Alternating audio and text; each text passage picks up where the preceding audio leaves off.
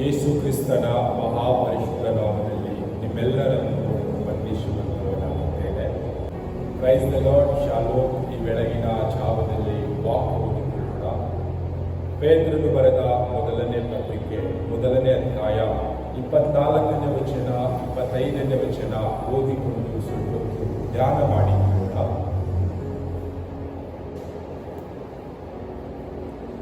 ನರಜಾತಿಯೆಲ್ಲ ಹುಲ್ಲಿನ ಹಾಗಿದೆ, ಅದರ ಪ್ರಭಾವವೆಲ್ಲ ಹುಲ್ಲಿನ ಹೂವಿನಂತದೆ. ಹುಲ್ಲು ಒಣಗಿ ಹೋಗುವುದು, ಹೂವು ಉದುರಿ ಹೋಗುವುದು, ಕರ್ತನ ಮಾತು ಸದಾಕಾಲವಿರುವುದು ಎಂದು ಹೇಳಿದೆ ಅಷ್ಟೇ. ಆ ಮಾತು ಯಾವುದೆಂದರೆ ನಿಮಗೆ ಸಾರಲ್ಪಟ್ಟ ಸುವಾರ್ಥ ವಾಕ್ಯವೇ. ಈ ವಾಕ್ಯದಲ್ಲಿ ನೋಡುವಾಗ ಈ ವಾಕ್ಯ ಈ ರೀತಿಯಾಗಿ ಹೇಳ್ತಾ ಇದೆ, ಮನುಷ್ಯರು ನರಜಾತಿಯವರು ಹುಲ್ಲಿನ ಹಾಗೆ ಇದ್ದಾರೆ. ಹುಲ್ಲು ಒಣಗಿ ಹೋಗುತ್ತದೆ, ಹೂವು ಬಾಡಿ ಹೋಗುತ್ತದೆ ಎಂಬುದಾಗಿ ವಾಕ್ಯ ಹೇಳ್ತಾ ಇದೆ. ಆದರೆ ಕರ್ತನ ಮಾತು ಸದಾಕಾಲ ಇರುವಂತದಾಗಿದೆ. ಕರ್ತನ ಮಾತು ಯಾವದೆಂಬುದಾಗಿ ನೋಡುವಾಗ ನಮಗೆ ಸಾರಲ್ಪಟ್ಟ ವಾಕ್ಯ ಎಂಬುದಾಗಿ ನೋಡುತ್ತಾ ಇದ್ದೇವೆ. ನಾವು ಈ ಒಂದು ದಿನದಲ್ಲಿ ಈ ಲೋಕದಲ್ಲಿ ಜೀವಿಸುವಾಗ ನಮ್ಮ ಜೀವಿತವನ್ನು ನೋಡುವಾಗ, ನರಜಾತಿಯವರ ಜೀವಿತವನ್ನು ನೋಡುವಾಗ ಹುಲ್ಲಿನ ಹಾಗೆ ಇದೆ. ಹುಲ್ಲು ಬೇಗನೆ ಒಣಗಿ ಹೋಗುತ್ತದೆ, ಅದು ಹೂಗಳನ್ನು ಬಿಡುತ್ತದೆ, ಬಾಡಿ ಹೋಗುತ್ತದೆ, ಉದುರಿ ಹೋಗುತ್ತದೆ. ಅದೇ ರೀತಿಯಾದಂಥ ಜೀವಿತ ನಮ್ಮ ಜೀವಿತ ಈ ಲೋಕದಲ್ಲಿ ಆಗಿದೆ. ಕರ್ತನ ಮಾತುಗಳು ಯಾವಾಗಲೂ ಶಾಶ್ವತವಾಗಿರುವಂಥದ್ದಾಗಿದೆ. ಆ ಮಾತು ಯಾವುದೆಂಬುದಾಗಿ ನೋಡುವಾಗ ನಮಗೆ ಸಾರಲ್ಪಟ್ಟ ವಾಕ್ಯವೇ ಆಗಿದೆ ಎಂಬುದಾಗಿ ನೋಡುತ್ತಾ ಇದ್ದೇವೆ. ನಾವು ಈ ಲೋಕದಲ್ಲಿ ನರಜಾತಿಯವರಾಗಿ ಜೀವಿಸುವಾಗ, ಹುಲ್ಲಿನ ಹಾಗೆ ಜೀವಿಸುವಾಗ, ಹೂಗಳ ಹಾಗೆ ಉದುರಿ ಹೋಗುವಾಗ ನಮ್ಮ ಬಳಿಗೆ ಸುವಾರ್ತಿಕರು ಬಂದು ಯೇಸು ಕ್ರಿಸ್ತನ ವಾಕ್ಯವನ್ನು ಹೇಳಿದರು.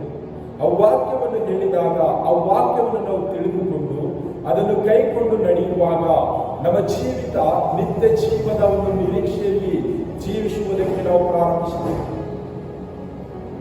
ನಾವು ವಾಕ್ಯವನ್ನು ಕೇಳಿಲ್ಲ ಎಂಬುದಾಗಿ ನೋಡುವಾಗ, ಕರ್ತನ ಮಾತನ್ನು ನಾವು ಕೇಳದೆ ಹೋಗದಾಗ ಈ ಲೋಕದಲ್ಲಿ ನಾವು ಕೂಡ ಹುಲ್ಲಿನ ಹಾಗೆ ಒಣಗಿ ಹೋಗುತ್ತಾ ಇದ್ದೇವೆ, ಹೂವಿನ ಹಾಗೆ ಬಾಡಿ ಉದುರಿ ಹೋಗುತ್ತಾ ಇದ್ದೇವೆ.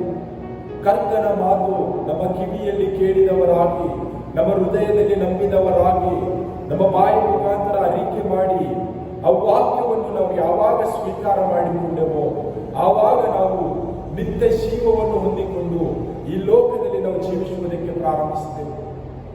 ಈ ಲೋಕದಲ್ಲಿ ಅನೇಕ ಜನರಿಗೆ ನಿಜವಾದ ಸಂಗತಿ, ಸತ್ಯವಾದ ಮಾತು ಏನೆಂಬುದಾಗಿ ಗೊತ್ತಿಲ್ಲ.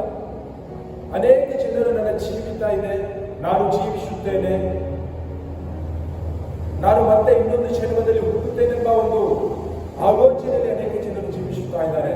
ಪ್ರಿಯರೇ, ನಮಗೆ ಇರ್ತಕ್ಕಂಥದ್ದು ಒಂದೇ ಜೀವಿತವಾಗಿದೆ.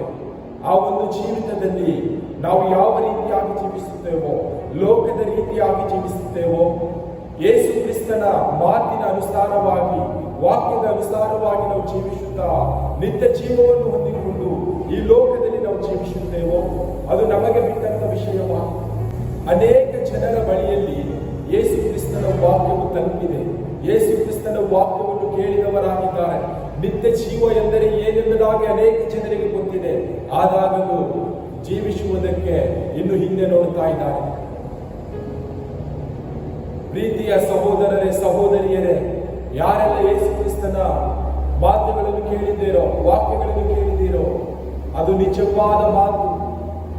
ಹುಲ್ಲು ಒಣಗಿ ಹೋಗುತ್ತದೆ, ಹೂವು ಬಾಡಿ ಹೋಗುತ್ತದೆ, ಹೂವು ಉದುರಿ ಹೋಗುತ್ತದೆ, ಕರ್ತನ ಮಾತು ಸದಾಕಾಲ ಇರುತ್ತದೆ ಎಂಬುದಾಗಿ ವಾಕ್ಯ ಹೇಳ್ತಾ ಇದೆ. ನಮ್ಮ ಜೀವಿತದಲ್ಲಿ ಕರ್ತನು ವಾಕ್ಯ ನುಡಿದಿದ್ದಾನೆ ಎಂಬುದಾಗಿ ನೋಡುವಾಗ ಅದು ನೆರವೇರುವಂತದಾಗಿದೆ. ಯೇಸು ಕ್ರಿಸ್ತನು ನಿನ್ನೆ ಇದ್ದ ಹಾಗೆ ಇವತ್ತು ಇದ್ದಾನೆ, ಇವತ್ತು ಇದ್ದ ಹಾಗೆ ನಾಳೆ ನಿರಂತರವೂ ಇರುವಂತವನಾಗಿದ್ದಾನೆ. ಮನುಷ್ಯರಾದರೂ ಇಲ್ಲದಂತೆವಾಗುತ್ತಾರೆ. ಆ ವಿಷಯವಾಗಿ ಕರ್ತನ ಮಾತನ್ನು ನಾವು ಬಲವಾಗಿ ನಂಬುವಂತವರಾಗಬೇಕು. ನಾವು ನಂಬಿಕೆ ಇಡುವಂತವರಾಗಬೇಕು.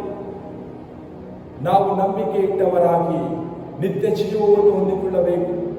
ಕರ್ತನ ಮಾತಿನಲ್ಲಿ ನಾವು ನಂಬಿಕೆ ಇಡುವಾಗ, ಆ ಸುವಾರ್ಥ ವಾಕ್ಯವನ್ನು ಕೇಳುವಾಗ ನಮ್ಮ ಜೀವಿತದಲ್ಲಿ ಬದಲಾವಣೆಯಾಗುತ್ತದೆ, ಪರಿವರ್ತನೆಯಾಗುತ್ತದೆ, ಹೊಸ ಸೃಷ್ಟಿಯಾಗುತ್ತದೆ. ಆ ಒಂದು ಹೊಸ ಸೃಷ್ಟಿಯಲ್ಲಿ ನಾವು ಜೀವಿಸುವಾಗ ಯಾವಾಗಲೂ ನಮಗೆ ಶಾಂತಿ, ಸಮಾಧಾನ, ಪ್ರೀತಿ, ಅನ್ಯೂನ್ಯತೆ ಈ ಎಲ್ಲವೂ ಕೂಡ ಯೇಸು ಕ್ರಿಸ್ತನ ಮುಖಾಂತರ ನಮಗೆ ದೊರೆಯುವಂತದ್ದಾಗಿದೆ.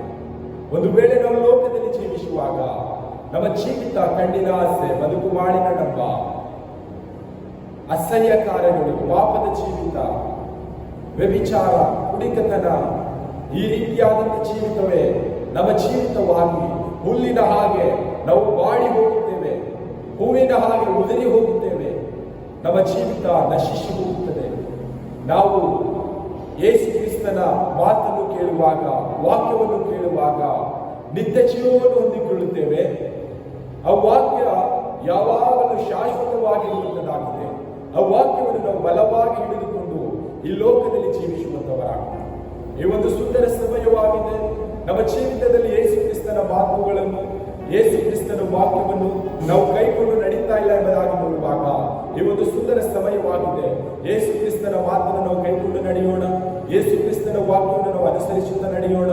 ಈ ಲೋಕದಲ್ಲಿ ನಾವು ಜೀವಿಸುವ ಕಾಲವೆಲ್ಲ ನಿತ್ಯ ಜೀವದ ನಿರೀಕ್ಷೆ ಹೊಂದಿಕೊಂಡು, ನಿತ್ಯ ಜೀವದ ನಿರೀಕ್ಷೆಯಲ್ಲಿ ನಾವು ಜೀವಿಸುತ್ತಾ ಹುಲ್ಲು ಬಾಡಿ ಹೋಗುತ್ತದೆ, ಹೂ ಒಡೆದು ಹೋಗುತ್ತದೆ, ಆ ರೀತಿಯಾಗಿ ಜೀವಿಸಿದ ಹಾಗೆ ಯೇಸು ಕ್ರಿಸ್ತನ ಮಾತುಗಳನ್ನು, ಯೇಸು ಕ್ರಿಸ್ತನ ವಾಕ್ಯವನ್ನು ಕೈಕೊಂಡು ನಾವು ಈ ಲೋಕದಲ್ಲಿ ಜೀವಿಸುವಂತವರಾಗೋಣ.